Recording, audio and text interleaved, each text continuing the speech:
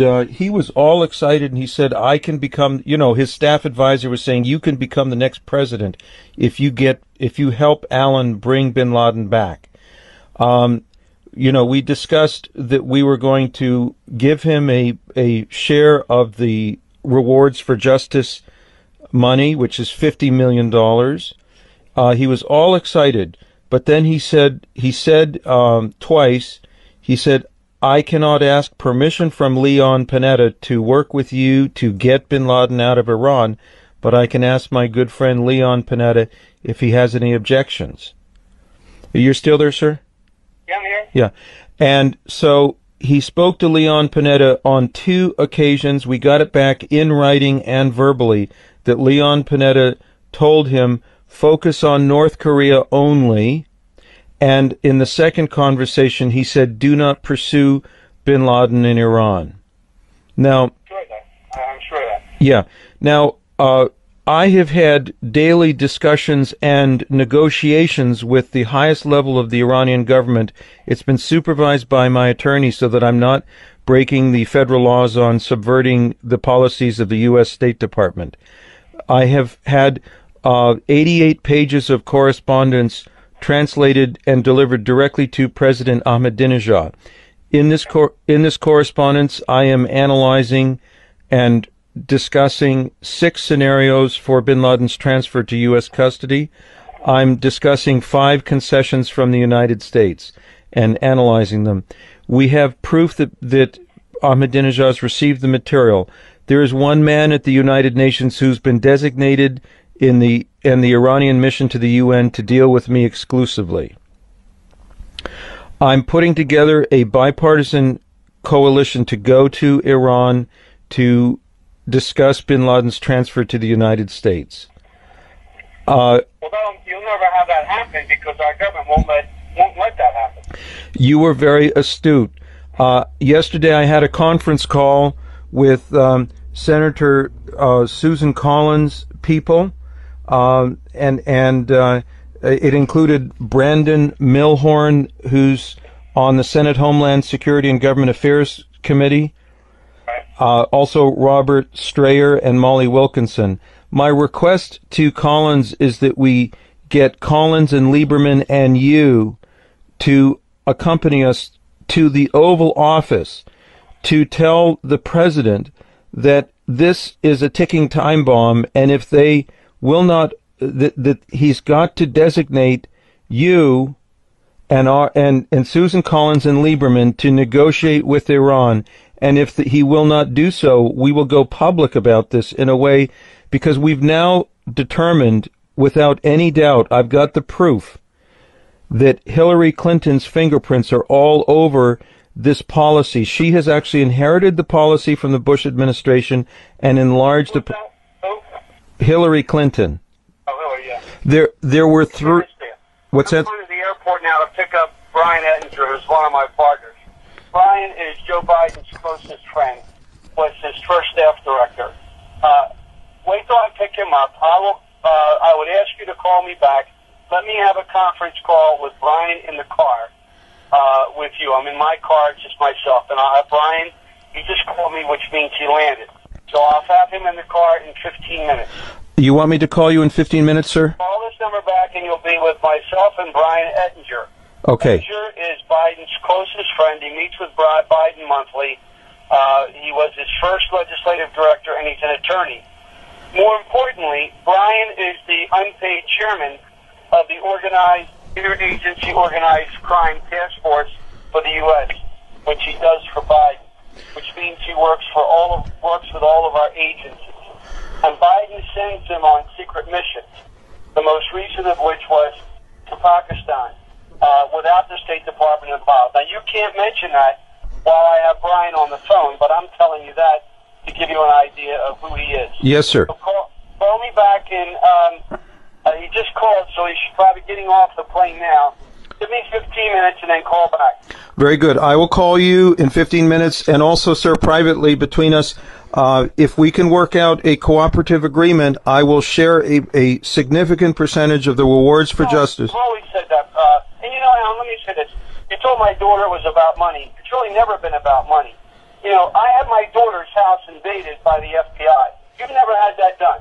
They did that to my daughter that you talked to 2 weeks before my election, and they never talked to her. And that intimidation and that threat, I know they've talked to you, but you've never had that done publicly. That was done to me. Yes. My book will be out this year, which is being written by a U.S. attorney, Yes. 23 years, who is Brian Ettinger's best friend, because he wants to bring out the truth, which is going to rock this country to its roots. So that's been my concern all along. The 5-year statute on being able to do anything against me ends this year. I'm a big supporter of you, sir, and I never wanted to offend anybody, and forgive me for calling your daughter. No, I thought you talked to her, but, you know, you told her that it was about money. My daughter's house was raided by the FBI 2 weeks before. That's what it's about. I see. It's about me not wanting my family abused. I understand, yeah. They never talked to her. Yeah. They raided her to create an incident to get me out of office. Yes. Partly because I was dealing with you. I don't know. Well, I know the CIA set me up because I know the names of the people in the agency from other friends. So it's not, I mean, obviously I can't work for free, but it's more about my stability and my security and my family's security. But let me have this call with Brian. Yes. It's now 11:35 Eastern Time. Yes. Call me back at 11:50 when I have it in the car. I will call you at 11:50. Thanks, Alan. Yes, sir. Yeah. Kurt, it's Alan Parrot. I'm going to put you on the phone with myself and Brian Ettinger. I told you who Brian is. He's a good friend and a trusted partner of mine. He has access. He doesn't get paid. He does this as a favor for Biden with the interagency organized crime task force that works with our agencies. Yes. But he's also very close to Biden on a number of issues. He was his former staffer. I trust him with my life, and we're business partners. So I'm going to have you, I've told him about you. You don't have to go through all the background about who you are. Okay. But I want you to tell him the most recent situation, and then Brian and I are going to talk about it, because we're going up to New York together. So we'd like to put you on speakerphone now and introduce you. Yes.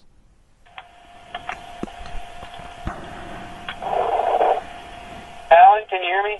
Yes, sir. Let me put the volume up. All right, you've got to speak loudly. This is Brian Ettinger. Yes, sir. How are you? Very well, sir. How are you, Brian? Good. Speak very loud, Alan, so we can hear you. We're in a car. Kurt told me about, I guess, the latest incident was with Governor Richardson, and he went through your background and who you are and the people that you previously contacted, and he indicated that you were going to try to get Susan Collins and Lieberman united together to go in and brief the president or the vice president about the situation. You are correct. And I understand you're into the preservation of falcons. I'm sure you do know most of the royal members of the royal family because that's what they hunt with is falcons, as well as Ben Laden used to hunt with falcons. Well, sir, I worked exclusively for President Sheikh Zayed, the late president of the United Arab Emirates. I lived with him and his family for 20 years. I also trained falcons for the Saudi crown prince before he became King Abdullah. Yes, falconry is the Rosetta Stone for Al-Qaeda. I met Victor Boot in Sheikh Zayed's falconry camps, and recently, between November 2004 and up until recently, my team members have met Osama Bin Laden 6 times inside Iran.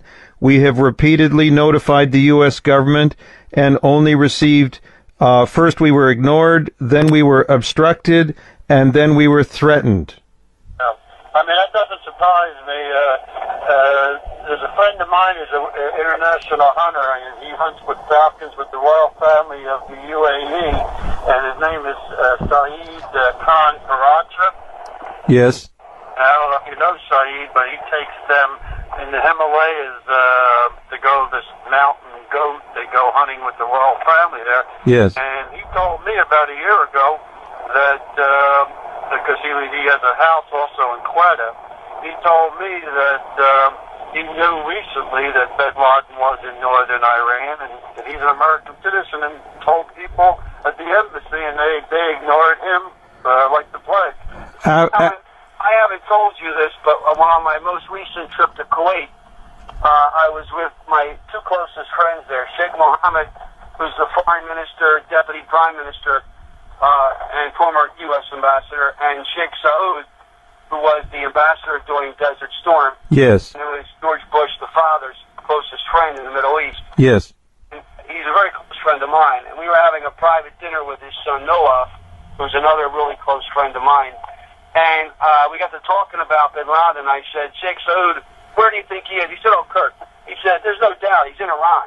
Yeah, I just told Kurt, I said, no, the better way of doing it, if Susan Collins and Lieberman are on board, I wouldn't go see Obama, I'd go see Biden. And Brian can arrange that. Brian can arrange that directly, Alan. Here's the problem, sir. We have identified with documentation 3 mechanisms used by the Bush administration to covertly engineer Bin Laden's house arrest inside Iran. We have identified 2 mechanisms used by this administration to continue the legacy. And Hillary Clinton's fingerprints are all over this, and Leon Panetta's fingerprints are all over this. We will have tremendous opposition. But yeah, because I told Kurt today, I said he is being protected by us. We don't really want to get him. We want him under the radar screen because he basically made